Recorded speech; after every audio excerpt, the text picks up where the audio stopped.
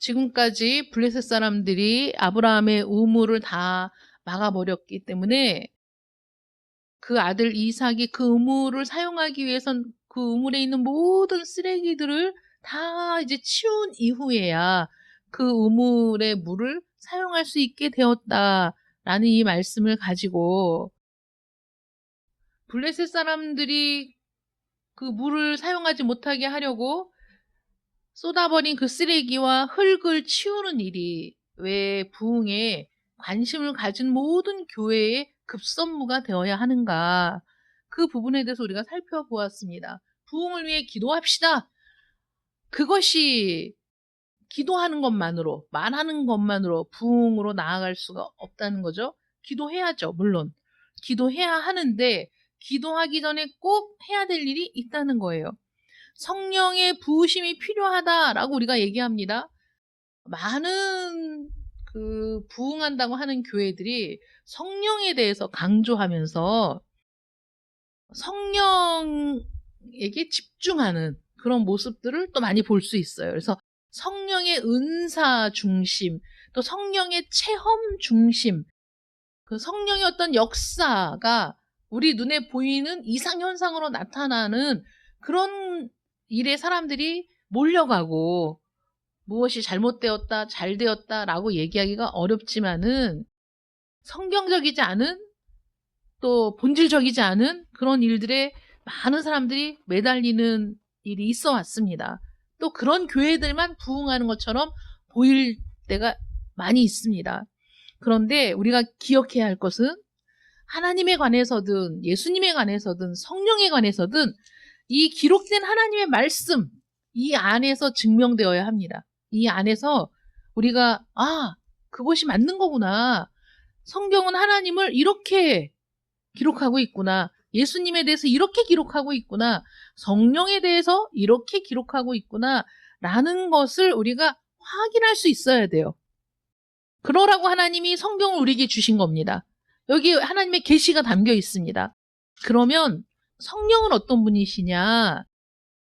성경은 뭐라고 얘기하냐면 모든 하나님의 말씀은 성령의 감동으로 된 것으로 이렇게 얘기하고 있지 않습니까?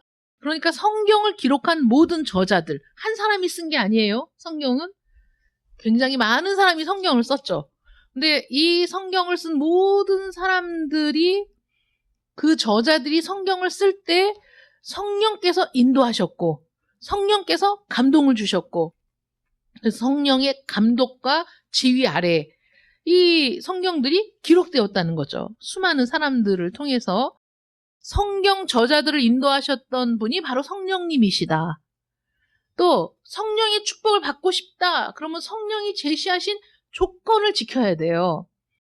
블레셋 사람들의 쓰레기부터 치워야 한다. 라는 것이, 이것이 가장 첫 번째가 되어야 한다. 라고 말하는 것이 왜 그러느냐? 성경에 어떤 순서가 있는 거예요. 은혜를 받기 위한 순서도 있는 거고 성령으로 충만케 되기 위한 순서도 있는 거예요. 쓰레기부터 치워야 물을 마실 수 있어요. 아무리 그 밑에 정말 그 너무너무 달고 맛있는 물이 가득하다고 해도, 아무리 그 밑이 샘의 근원이 된다고 하더라도 일단은 그 우물을 막고 있는 쓰레기를 치워내야만 그 물을 사용할 수 있는 거 아니겠습니까? 물론 그 쓰레기들을 치우는 과정이 수월한 일은 아니죠. 고통스러운 일입니다. 여러분 안에 있는 쓰레기를 치우는 일이 쉬운 일 같습니까? 고통스럽습니다. 익숙한 것을 떼어내야 돼요. 상처가 남고 익숙한 것을 떼어낼 때 고통스럽고, 익숙한 것은 익숙하니까, 여러분 고통도 익숙해지면 견딜만 한 게 되는 거고, 소음도 익숙해지면 견딜만 한 거예요. 우리가 고통에도 익숙해지면 안 되고 소음에도 익숙해지면 안 되는데, 처음에는 막 정신이 나갈 것처럼 이 시끄러운 소리 때문에 잠을 못 자고 또 여러 가지 막 두통이 오고 너무 괴롭다고 호소하던 사람들이 한 달만 지나면 그게 익숙해지는 거예요. 덜 힘든 거예요. 우리가 죄를 지어도 처음에는 심장이 떨리고 가슴이 두근두근대고 들킬까봐 염려가 되지만 반복되면 죄에 대해서 무디어지는 거예요. 그래서 바늘도둑이 소도둑이 되는 겁니다. 처음에 연필 한 개 훔쳤던 사람이 나중에 연필 하나 가져오는 것쯤은 아무것도 아닌 게 되는 거예요. 이렇게 죄에 대해서 무디어진 우리의 심령 속에서 이것이 죄라고 지적하는 하나님의 말씀에 부딪혀서 그것을 떼어내는 것이 쉬운 일이 아닌 거죠. 고통스럽죠. 왜 작심삼일이 됩니까? 우리는 익숙한 것에 안주하려고 하다 보니까 어떤 새로운 계획을 세워서 그것을 지켜나가는 것이 쉽지 않은 거죠. 그래서 3일 만에 다시 자기 자리로 돌아오게 되는 겁니다. 내일부터는 내가 일찍 일어나서 그런데 막 기를 쓰고 3일을 했는데 그 다음에 무너지는 거예요. 오늘부터는 내가 밤 10시 전에 꼭 잔다. 결심을 했는데 그게 3일을 못 가는 거예요. 우리의 일상의 삶을 바꾸는 것도 이렇게 힘든데 내 안에 있는 죄를 끊어내는 일은 얼마나 어렵겠습니까? 그것도 내가 인지하지 못하고 내가 의도적으로 생각하지 않았는데도 불쑥 올라오는 죄에 대한 이 욕망을 어떻게 끊어내기가 쉽겠습니까? 고통스럽죠. 그래서 우선은 성경의 순서를 따라서 우리가 청산을 해보자면 첫 번째는 신앙의 중요한 교리들에 대한 의심과 부인부터 우리 속에서 청산해버려야 돼요. 없애버려야 돼.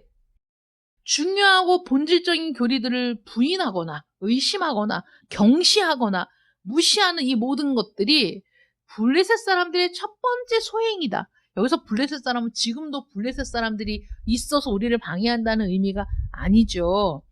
블레셋 사람이 그 우물을 막은 것과 같은 행위들을 마귀는 사단은 이 기독교 역사상 끊임없이 저질러 왔다는 거예요. 진리를 가리는 일을. 우리가 꼭 알아야 되는 진리를 가려버리는 거야. 그래서 우리가 그것은 별거 아닌 것처럼 생각하게 만드는 거죠. 교회를 다니는데 하나님을 믿는다고 하는데도 핵심, 중요한 그 교리는 이상하게 별로 관심이 없게 만드는 거야. 이상하게 그거는 별로 중요하지 않게 여기는 거야. 오히려 다른 것들을 더 중요하고 더 크게 여겨지게 만드는 것. 이게 다 블레셋 사람들의 소행이라는 거죠.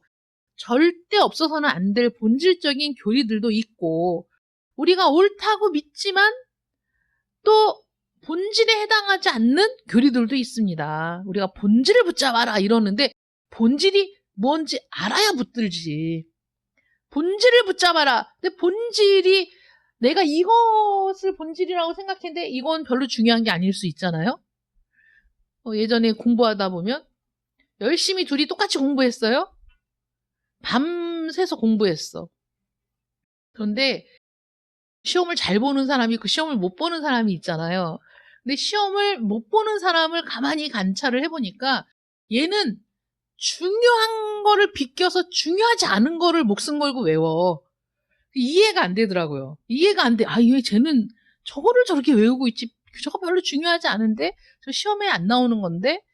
그게 또 수업 시간에 수업을 열심히 들으면 선생님이 강조한 게 있어요. 수업 시간에.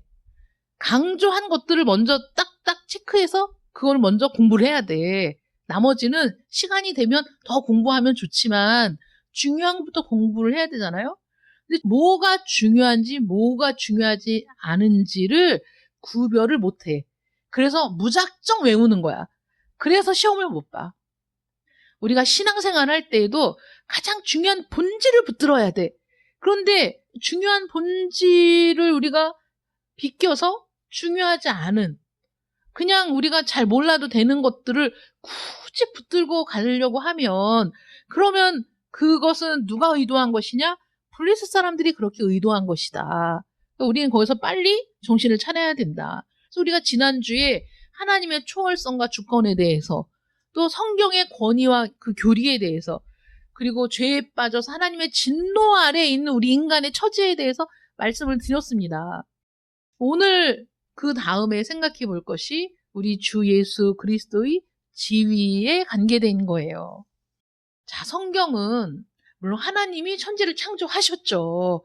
하나님이 정말 가장 중요하죠. 그런데 성경은 누구를 중심 인물로 세우고 있느냐? 누구입니까? 예수님을 가장 중심에 두고 있어요. 예수님이 가장 중요한 인물인 거예요, 성경에. 주 예수 그리스도께서 기독교의 중심을 차지하고 계시고 결정적인 자리를 차지하고 있어요. 그래서 성경의 모든 곳에 예수님이 등장합니다. 그만큼 중요한 거예요. 여러분 드라마를 보세요. 주연은 매일 나오죠? 조연은 나와도 되고 안 나와도 돼. 그러니까 조연은 주연을 받쳐주는 거잖아요. 주연들의 이야기를 받쳐주는 게 조연이야. 그래서 주연은 자주 나와요. 자, 성경의 주연은 누구냐? 예수님인 거예요. 모든 곳에 예수님의 이야기가 있어. 그런데 우리는 예수님을 비켜놓고 하나님만 믿으면 되지? 이렇게 생각하는 사람들이 있다는 거예요. 모든 곳에 그가 등장합니다. 구약에도 나오죠. 구약 전체가 예수 그리스도를 고대하고 있는 내용이에요. 예수님 오시기를 고대하고 있는 내용이 구약입니다. 그래서 구약에는 예수님이 오시는 그의 오심과 그가 오셔서 하실 일들에 대한 약속으로 가득 차 있어요. 그러니까 구약을 읽다 보면 사람들이 그분이 누구시지? 라고 궁금증을 가져야 돼. 제대로 구약을 읽은 사람이라면 그래서 그분은 도대체 누구시지?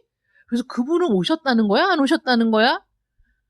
그래서 구약 성경이 말하고 있는 그분에 대한 궁금증이 생기는 것이 구약을 제대로 읽은 사람들의 반응이어야 한다는 것이죠. 그러다 신약으로 와서는 그분이 오셨구나 라는 걸 깨닫는 거예요. 신약을 읽으면서 그분이 오셨구나. 정말 구약에서 말씀하신 것처럼 그분이 십자가에 달려서 죽으셨구나. 정말 구약에 설명한 것처럼 한 마리의 어린 양이 되어서 죽으셨네. 십자가에 달려서 죽으셨구나. 이런 것들을 깨닫는 것이 성경을 우리에게 주신 이유죠. 그래서 구약에도 예수님에 대해서, 신약에도 예수님에 대해서. 당연히 신약은 그리스도만을 설명하고 묘사해 놓은 책입니다. 여러분 사도들의 이야기를 보세요. 사도들은 누구를 이야기합니까? 끊임없이 예수님을 얘기하고 있죠. 예수님의 죽으심과 부활하심에 대해서 가는 곳마다 전했어요. 그렇게 초대교회 그 당시 1세기, 2세기, 3세기, 4세기에 모든 나라의 복음이 전파되었을 때 그 복음은 그거였어요. 예수님이 하나님의 아들이시고 그분이 이 땅에 오셔서 우리 죄를 위해 죽으셨고 그분이 우리를 위해 다시 살아나셨다. 이것이 복음의 핵심이었단 말이에요.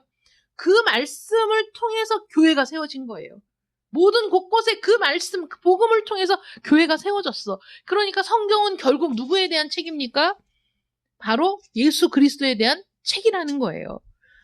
하나님께서 바로 이분 안에서 이분을 통해 하나님이 자기 백성을 찾아와서 구속하시고 큰 은혜를 베풀어 주시기 때문에 중요하다 이거예요. 하나님이 우리를 구원하시기 위해 예수 그리스도를 통해서 우리를 구원하신다는 거죠. 그래서 오직 예수 그리스도께서 흘린 그 피의 길을 통해서만 하나님께 나아갈 수 있는 은혜를 입는다는 것을 우리가 잊으면 안 되죠. 아주 중요한 거잖아요. 아주 중요한 거야. 그 다음에 이제 성령이 하시는 일을 우리가 살펴보자면 다음 주가 성령 강림절입니다. 그래서 성령이 하시는 일을 살펴보자면 성령의 능력이 필요하다. 성령의 은사가 필요하다. 우리 그렇게 알고 있습니다. 성령께서 찾아오심을 위해서 기도해야 됩니다. 그러면 성령이 하시는 일이 무엇인가를 우리가 알아봐야 되죠. 자, 성령이 하시는 최고의 일이 뭐냐? 성령께서 가장 중요하게 생각하시는 일이 뭐냐? 주 예수 그리스도를 영화롭게 하는 일이에요. 성령께서는 한 번도 당신 자신에게 찬송하라는 그 말씀이 없어요. 성경에. 우리는 여호와를 찬양하죠. 그가 행하신 일을 찬양합니다. 근데 그분이 어떤 일을 행하셨냐면 예수 그리스도를 우리에게 보내셨고 예수 그리스도를 통해 우리를 구원하셨어요. 그 일을 찬양하는 거예요. 그런데 성령님을 찬양하는 것이 아니에요. 성령께서는 철저하게 우리 주 예수 그리스도를 영화롭게 하시고 그분이 어떤 분인지를 알게 하시는 일을 주력하고 계신 거예요. 그 일에 모든 에너지를 쏟고 계시는 거예요. 주님께서 말씀하셨습니다. 보혜사, 곧 아버지께서 내 이름으로 보내실 성령, 그가 너희에게 모든 것을 가르치고 내가 너희에게 말한 모든 것을 생각나게 하리라. 요한복음 14장 26절 말씀입니다. 성령은 보혜사, 우리를 도우시는 분이세요. 근데 어떻게 도우시느냐? 예수님이 우리에게 가르쳐 주신 모든 것들을 생각나게 하시는 거예요. 진리를 가르치시는 거예요, 성령께서. 그 일을 도와주시는 거예요, 성령께서. 근데 더 중요한 건 요한복음 16장 13절에 보면 그가 스스로 말하지 않는다.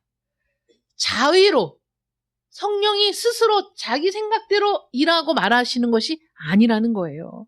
그리고 요한복음 16장 14절에 보면 그가 내 영광을 나타내리니, 누구의 영광을 나타냅니까? 예수님의 영광을 나타내는 일을 하시는 거예요. 그래서 성령으로 충만케 되면 우리는 예수가 어떤 분인지를 알게 돼요. 성령으로 충만케 되면 예수님에 대한 믿음이 확실해져요. 성령으로 충만하게 되면 하나님과 예수님이 하신 일들을 찬양하게 돼요. 성령으로 충만하게 되면 하나님의 말씀이 분명하게 깨달아져요. 여러분들은 그런 경험 하셨는지 모르겠지만 여러분들이 성경을 읽어도 이해가 안 되고 읽긴 읽었는데 무슨 말인지 정확하게 내 마음에 들어오지 않았던 것들도 기도하는 중에 성령께서 그 말씀을 밝히 풀어주실 때가 있어요. 그 말씀이 믿어지고 그 말씀이 이해가 되고 그 말씀이 무슨 뜻인지 깨닫게 되는 일들이 생긴단 말이에요. 그건 성령께서 하시는 일이에요. 성령께서는 한 번도 전면에 나서서 당신 자신을 추앙하라고 하신 적이 없어요. 성령은 언제나 모든 우리의 관심을 주 예수 그리스도께 돌리는 일을 하는 거예요. 그래서 성령이 충만하면 충만할수록 예수 그리스도에게 집중하게 돼요. 성령으로 충만하면 충만할수록 예수께서 하신 일들이 나에게 감격으로 다가오고 기쁨으로 다가오게 되는 거예요. 그게 성령이 하시는 일이에요. 그래서 교회사에 등장하는 모든 부흥의 역사를 읽어보면 교회의 삶의 중심에 어김없이 예수 그리스도가 계셨던 거예요. 그 부흥의 한복판에. 그래서 17세기, 18세기 그때를 특징지었던 지난주에 말씀드린 것처럼 모든 이신론과 철학적인 설교들이 판을 치고 교회는 죽어가던 그때에 그 한복판으로 주 예수 그리스도에 대한 뜨겁고 경건하며 힘찬 영적 설교가 선포되기 시작했을 때 교회가 변화되고 사람들이 변화되고 도시가 변화되는 그런 역사가 있었다는 것이죠. 그것이 성령이 하신 일이라는 거예요.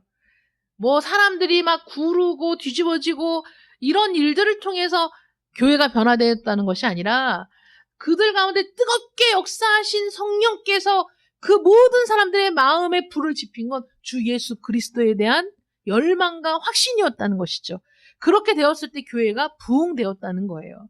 인격적으로 주 예수 그리스도를 아는 지식이 생겨났다는 겁니다.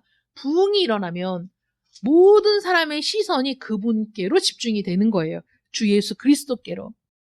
그래서 이런 모든 것들을 살펴볼 때 주 예수 그리스도를 우리의 묵상과 삶과 생각과 기도의 중심에 모셔야 되지 않겠습니까? 그렇지 않다면 우리는 부흥을 구할 자격이 없다는 것이죠. 그런데 많은 사람들이, 교인들조차도 예수 그리스도에 대해서는 한마디도 하지 않은 채 장시간 이야기하는 것을 보게 된다는 거예요. 그러면 사람들을 만나서 이런 얘기를 던져봅니다. 오늘 밤에 죽는다면, 자, 여러분들도 한번 질문에 대답을 해보세요. 오늘 밤에 여러분이 죽는다면 어떨 것 같습니까? 사람이 대답합니다. 저는 하나님을 믿습니다. 그렇다면 당신이 믿는 하나님 앞에 섰을 때 무슨 말을 하겠습니까? 당신은 무엇을 의지하겠습니까? 사람들이 대답합니다. 글쎄요. 저는 늘 선하게 살려고 노력을 했습니다. 선한 일을 하려고 최선을 다했습니다. 그럼에도 죄를 짓지 않았습니까? 물론 죄를 지었지요. 그렇다면 그 죄는 어떻게 하시겠습니까? 그 죄에 대해 하나님 앞에서 뭐라고 말씀드리겠습니까? 글쎄요. 저는 하나님이 사랑의 하나님이신 것을 믿습니다. 그 사실이 어떤 도움이 될까요? 글쎄요. 하나님 앞에서 죄를 인정하고 용서를 구하면 용서해 주실 것을 믿는다는 거지요. 제가 의지하는 건 그겁니다. 라고 얘기합니다. 많은 사람들이. 그 사람이 구원을 받을 수 있을까요? 못 받습니다. 그 사람은 천국에 들어갑니까? 못 들어갑니다. 그 사람은 그 자리에서 염소의 무리가 있는 곳으로 갈 수밖에 없어요. 왜 그렇죠? 여러분들도 그렇게 잘못 대답한 건 아닌 것 같은데 이렇게 생각하시는 분이 있을 거예요.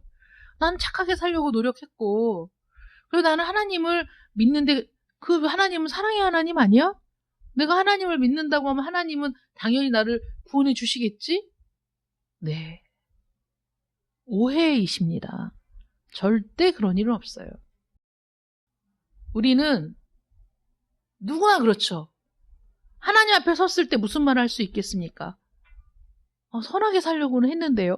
다 그렇죠. 여러분들도 선하게 살려고는 하시잖아요. 그럼 죄를 짓지 않았습니까? 여러분들은 뭐라고 대답하시겠어요? 여러분들은 죄를 짓지 않았습니까? 예, 저는 죄를 짓지 않았습니다. 이렇게 대답할 수 있는 사람이 있을까요? 하나님 앞에서? 있습니까? 없어요. 다 죄를 지었잖아요. 어저께 밤에 회개했어도 오늘 여기까지 오면서 또 죄를 지었잖아요. 죄를 지었다는 사실을 부인할 수가 없어요. 그러면 그 죄를 어떻게 해결할 건데? 하나님 앞에서? 하나님은 죄를 용납하시는 분은 아니시잖아요. 어떻게 해결할 건데? 어떻게 해결할 겁니까? 저는 하나님이 사랑의 하나님이신 것을 믿습니다. 그게 죄를 지은 내가 의지할 것이 되는가? 의지할 것이 안 된다는 거예요. 성경은 그것을 의지해서 구원을 받는 게 아니라고 계속해서 말하고 있잖아요. 왜 예수님이 성경의 중심 인물입니까? 왜 예수님이 신약과 구약 모든 곳에 나타나는 주연이 되십니까? 왜 예수님이 그렇게 중요한 분으로 성경을 기록하고 있습니까? 예수님이 하신 일이 아니고서는 우리의 모든 죄를 씻을 방법이 없기 때문에 예수님을 믿어야만, 예수님이 나를 위해 행하신 것이라고 내가 그것을 의지해야만, 그래야 하나님 앞에서 내가 말할 수 있다는 거예요. 너 착하게 살았어? 죄 안 짓고 살았어? 아니요, 죄를 지었습니다. 사실 죽기 직전까지 저는 죄를 지었습니다. 그럼 너는 내 앞에 무엇을 의지하고 왔느냐라고 물으신다는 거죠, 하나님께서. 그때 우리의 대답이 어떤 게 돼야 됩니까? 나는 우리 주 예수 그리스도께서 나를 위해 십자가에서 피 흘려 돌아가신 걸 믿습니다. 이게 우리가 의지할 것이 되어야 한다는 거예요. 그러니까 예수님을 얘기해야지. 내가 의지할 분은 예수 그리스도 한 분이시잖아요. 내 모든 죄를 해결해 주실 분은 예수님이시잖아. 예수께서 우리를 위해 화목 제물이 되셔서 하나님과 우리 사이에 막힌 담을 헐어주셔서 우리가 하나님께 갈 수 있는 거 아닙니까?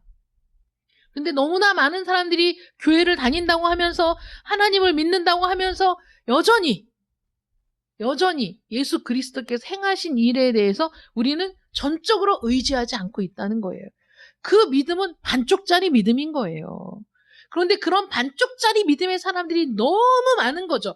왜 너무 많을까요? 왜 이렇게 그런 사람들이 많을까요? 그게 다 블레셋 사람들이 한 소행이라 이거예요. 진리를 가리워서. 예수 그리스도께서 하신 일은 별거 아닌 것처럼 만들어서 하나님만 믿으면 되지 라고 생각하는, 진리를 교묘하게, 정말 우리가 붙들어야 할 그 교리를 교묘하게 가려버림으로써 우리가 정말 중요한 그분을 의지해야 한다는 사실을 생각하지 못하게 한다는 것이죠.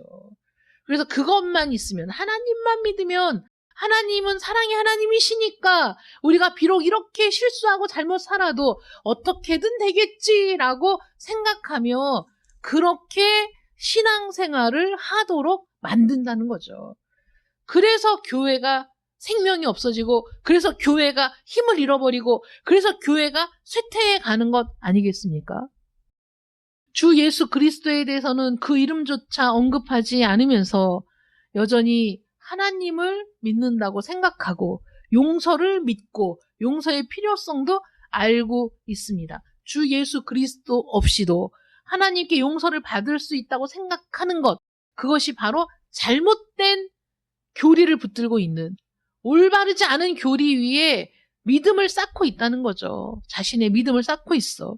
그래서 성찬의 떡과 포도주에 어떤 의미가 담겨 있는지, 우리 주님의 죽으심에 어떤 의미가 있는지를 이해하지 못하고 있는 거예요. 그래서 왜 교회 가면 계속 십자가를 얘기하고, 왜 교회 가면 그 피를 얘기하고 그렇게 얘기하느냐. 왜 레위기를 읽어보면 맨날 죽이고 양을 죽이고 소를 죽이고 염소를 죽이고 그 피를 제단에 바르고 맨날 그 레위기를 보면 그렇게 피에 대해서만 얘기하느냐, 이렇게 혐오감을 느끼는 사람들이 있습니다만은, 저는 레위기를 읽으면서 정말 그 안에서 복음을 발견하고 펑펑 울었어요. 그 안에 그 하나님께 드리는 그 모든 제사를 통해서 그리스도께서 어떻게 부서지고 어떻게 갈리고 어떻게 피를 흘려 어떻게 하나님 앞에 드려지는가를 보게 되었기 때문에 레위기는 저에게 복음이에요. 복음의 말씀입니다. 레위기가. 주 예수 그리스도 없이도 하나님께 나아갈 수 있다고 생각하는 것을 하나님은 그 제사를 통해서도 우리에게 아니라고 말씀하고 계시는 거죠. 누가 하나님께 그냥 나아갈 수 있습니까? 구약의 제사 방법을 보세요. 어떤 사람이, 선택받은 이스라엘 사람조차도 하나님 앞에 그냥 나아갈 수는 없었어요. 그래서 어린 양의 피를 통해, 염소의 피를 통해, 황소의 피를 통해 하나님께 나아가지 않았습니까? 심지어 가난한 사람은 비둘기의 목을 비틀어서라도 그렇게 하나님 앞에 나아갔어요. 그냥 나아간 사람은 없습니다. 그런데 블레셋 사람들이 어떻게 우리를 잘못된 길로 이끌고 갑니까? 주 예수 그리스도를 가려버리는 거죠. 그를 중심에서 밀어내는 거죠. 예수님을 믿기는 믿는데 얼마나 중요한지에 대해서 생각하지 않게 만드는 겁니다. 예수님은 영원하신 신성을 갖고 계신 분이시죠. 사도 바울이 골로새서 1장에서 많은 부분에서 예수 그리스도에 대해서 묘사하고 있는데, 주 예수 그리스도의 유일무이한 신성과 그분의 영원하심과 그분이 하나님과 동등하시다는 것과 성육신하셨다는 것, 한 인격 안에 신성과 인성이 있다는 복된 진리, 이 진리를 얘기하면서 이것들을 부인하는 자들과 논쟁하느라고 시간을 허비하지 않았습니다.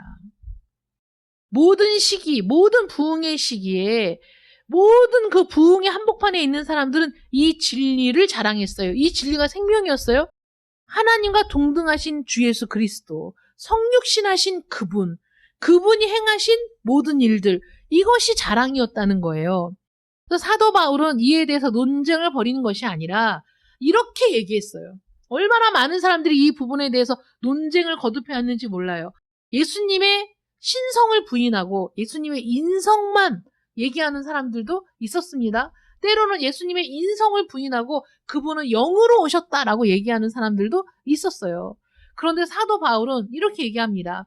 그리스도께서 만일 다시 살지 못하셨으면 우리의 전파하는 것도 헛것이요, 너희 믿음도 헛것이며 너희가 여전히 죄 가운데 있을 것이요. 고린도전서 15장 14절 17절 말씀에 이렇게 얘기합니다. 말하자면 예수님은 육신으로 이 땅에 오셨고 예수님은 분명히 십자가에서 죽으셨고 그분은 말씀하신 대로 살아나셨다는 거예요. 만약에 이 일이 없어? 너희들이 말하는 대로 부활을 부인하거나 육체로 오신 것을 부인하거나 이런 사람들이 너무 많았거든요. 그들이 자신들의 생각으로 이해할 수 없으니까 부인해버린 거죠. 그런데 바울은 얘기하는 겁니다. 만약에 예수님이 이 땅에 육신을 가지고 이 땅에 오시고 고난받으시고 십자가에 달려 죽으시고 다시 부활하신 일이 없었다면 너희들의 믿는 거 다 헛것이야. 다 부질없는 일이야. 너희는 여전히 죄 가운데 있을 것이다. 부활이 사실이 아니라면 내가 전하는 모든 말은 다 틀린 것이다. 이렇게 얘기했어요. 자신 있게. 만약에 부활이 없다면 내가 말하는 모든 건 다 의미가 없는 말이야. 틀린 말이야. 헛것이야. 아무 가치가 없는 말이야. 이렇게 얘기하죠. 주님께서 몸으로 육신을 가지고 이 땅에 오셨고 죽으시고 부활하신 사실을 부인하는 자들은 부흥을 구할 자격도 없고 기대할 자격도 없습니다. 성령은 부활의 증인이시죠. 성령은 모든 부활의 증인들 가운데 성령께서 가장 강력한 부활의 증인입니다. 성령은 성육신의 증인이시고 주님의 사역과 가르침과 기적의 증인이시고 그 죽음의 증인이시며 몸으로 영광스럽게 부활하신 일의 증인입니다. 이것을 분명히 알고 기도해야 기도에 응답이 있는 겁니다. 이것을 분명히 알고 기도하지 않으면 소용이 없다는 거예요. 블레셋 사람들의 쓰레기를 치우기 전에는 우물물에 이를 수가 없습니다. 부흥은 무엇보다 하나님의 아들이신 주 예수 그리스도를 영화롭게 하는 일입니다. 우리 삶의 중심에, 우리 교회의 중심에 예수 그리스도를 다시 모시는 거예요. 여러분, 예수님을 믿어야 합니다. 그게 아니면 아무 소용이 없다고요. 교회 오는 것도 소용이 없다고. 여러분들이 헌신하고 봉사하고 물질을 드리고 그것이 다 의미가 없다고. 예수님 안에서 해야만 의미가 있다고요. 예수님 안에서 이루어져야만 의미가 있어. 예수님을 믿어야 합니다. 여러분. 예수님이 여러분들의 죄를 위해 죽으셨어요. 그것이 믿어져야 돼요. 예수님이 나를 위해 다시 부활하셨어요. 이게 믿어져야 돼요. 그래야 예를 들어 사람이 당신은 오늘 죽을 수 있습니다 라고 말을 들었을 때 어떤 생각이 들겠어요? 당신은 이제 생명이 한 달밖에 안 남았습니다. 어떤 생각이 들겠습니까? 허무하다. 내가 인생 어떻게 살았는데 이렇게 죽다니. 가진 것이 많은 사람이 더 죽음을 받아들이기가 어렵겠지만은 어쨌든 모든 사람에게 죽음은 다가옵니다. 그러면 그 죽음 앞에서야 내가 죽고 나서는 어떻게 되는 것일까 걱정하겠죠. 내가 죽은 뒤에는 어떤 일이 벌어질까? 내가 죽은 뒤에 도대체 어떤 일이 생기는 것일까? 아니면 죽음으로 끝일까? 여러 가지 생각이 들지 않겠어요? 누가 얘기해 줄 수 있겠습니까? 죽음 이후의 일을. 그런데 성경은 분명히 말하고 있죠. 사람이 한 번 죽는 것은 정해진 것이야. 누구나 피해갈 수 없어. 그런데 그 후에는 심판이 있다. 분명히 말씀하십니다. 한 번 죽는 것은 정해진 것인데 그 이후에는 심판이 있어. 그런데 그 심판대 앞에서 우리의 영원한 생명이 갈리는 거야. 죽음이 끝이 아니고 우리에겐 영혼이 있어. 자, 여러분은 영혼이 없는 빈 껍데기입니까? 아니면 여러분들은 영혼이 있는 존재입니까? 영혼이 있는 존재예요. 여러분들의 영혼은 불멸하다고. 불멸. 이 육체의 껍데기를 벗고 이 육신의 장막을 벗어나서 우리는 새로운 장막으로 들어가야 돼. 그게 우리에게 약속하신 영원한 기업, 영원한 장막, 그것이 우리에게 약속되어 있어요. 그런데 그 약속을 기업으로 받지 못한 사람들은 영원한 구더기도 죽지 않는 영원한 불못으로 들어가게 된다고. 원초적이죠? 이거 무슨 70년대식인 것 같죠? 근데 분명한 사실이잖아요. 그 앞에서 우리 주님께서 하신 일들을 의지하는 자들만이 하나님의 나라에 들어갈 수 있다는 거예요. 그런데 우리는 지금 너무 많이 것들이 가려져 있죠. 정말 70년대, 80년대 초반만 해도 예수 천국 불신 지옥 이러고 외치시는 분들 많았어요. 근데 지금 그렇게 외치지 못하죠. 잡혀가니까. 그런 원색적이고 적나라한 복음을 전하던 시대가 지나갔습니다. 지금은 그렇게 전하면 무식하다고 그래요. 그래서 지금은 고상하고 지금은 정말 우아하게 복음을 전하는 것 같지만 사실 우리는 그 원색적인 복음 앞에서 답할 수 있어야 돼요. 예수님을 믿으면 천국에 갑니다. 예수님 믿지 않아요? 천국에 못 갑니다. 그거는 분명한 사실이죠. 그런데 그것들을 자꾸 가리는 거야. 무식하게, 지금은 우아하게 좀, 지금은 사람들 교양 있게 이렇게 복음을 전해야지 품격 있게 얘기하죠. 네, 품격 있게 얘기했을 때 사람이 자기가 죄인인 걸 몰라요. 우아하게 얘기하니까 자기가 죄인이 아닌 줄 알아요. 아닙니다. 죄인입니다. 그 죄의 문제가 해결되지 않고는 하나님께 어떤 방법을 가지고도 나아갈 수가 없습니다. 히브리서 기자의 표현대로 우리가 성소에 들어갈 담력을 얻는 유일한 길은 예수의 피를 힘입는 것이기 때문이죠. 십자가의 피로 화평을 이루신 거예요. 그 피가 우리에게 필요합니다. 이 예수를 하나님이 그의 피로써 믿음으로 말미암는 화목 제물로 세우셨으니 자기도 의로우시며 또한 예수 믿는 자를 의롭다 하려 하심이라. 예수 믿는 우리들을 의롭다 하시려고 예수님이 우리의 죄값을 짊어지고 죽으셨어요. 그래서 그 죽음으로 말미암아 속량 곧 죄사함을 우리가 받았습니다. 히브리서 9장 22절에 피 흘림이 없은즉 사함이 없느니라 말씀하십니다. 교회가 알고 있는 설교자 중에 가장 위대한 설교자가 자기 자신에 대해서 이렇게 말하기를 좋아했어요. 그러나 내게는 우리 주 예수 그리스도의 십자가 외에 결코 자랑할 것이 없으니 그리스도로 말미암아 세상이 나를 대하여 십자가에 못 박히고 내가 또한 세상을 대하여 그러하니라. 갈라디아 6장 14절 말씀입니다. 바울은 언제나 그리스도의 십자가만을 자랑했어요. 그거 말고는 자기가 자랑할 것이 없다고 얘기했어요. 그거 외에는 자신의 모든 것들을 배설물로 여긴다고 얘기했어요.